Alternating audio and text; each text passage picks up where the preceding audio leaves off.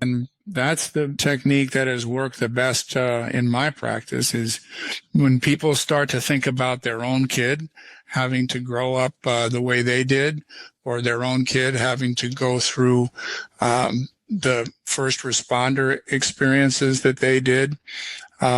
It really makes them think, let's put it that way. And the reason for that is, not to trigger people. It's not to, make people feel horrible. The reason for that is that, it's a starting point to get an accurate idea of how much you're carrying, because we can't really start dealing with this unless we have a good understanding of it to start with. And then the next steps after that, number one, have some respect for, just as you would for watching a kid cope with everything you did, you would have respect for that kid. You would look at them and say, damn, what courage, what heroic perseverance that kid has had to deal with everything that was going on back then, or that was going on during the, being in the profession of first responder. Because a lot of people come out of their childhood experiences, and this is one of the long-term impacts. They've been made to feel like they aren't measuring up, or they've been made to feel like they're second-rate human beings, that whatever was going on, they couldn't cope with it.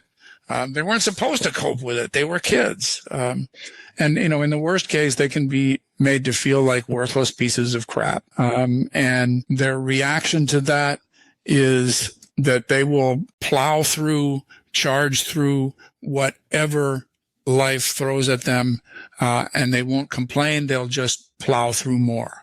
That's a common reaction for somebody that was stressed or traumatized as a kid. They'll just suck it up and keep boring through. And no complaint, no slacking off.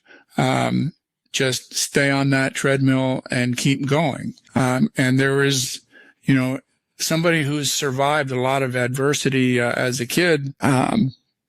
Usually the only thing that will slow them down is when their body protests. Yep, absolutely. And that describes, I don't know, probably everybody that I know. But I think the first step has got to be just recognition that whatever happened actually bothers you. Because like you mentioned, just hard charging, go through anything, keep going type mentality.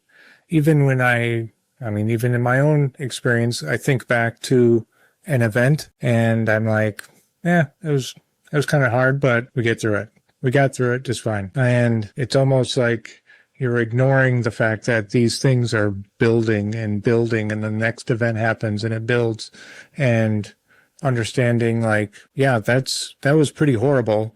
It's okay to recognize that was bad, and you either still have to deal with it, or you at least have to recognize that this was a problem. And, luckily we got through it, but we still have some other things that we gotta sort through. Yeah. And you did get through it, but if your body is talking to you, the message is, not that you can't handle your own stress. It's that you have reached and gone beyond the level that is what anybody could possibly be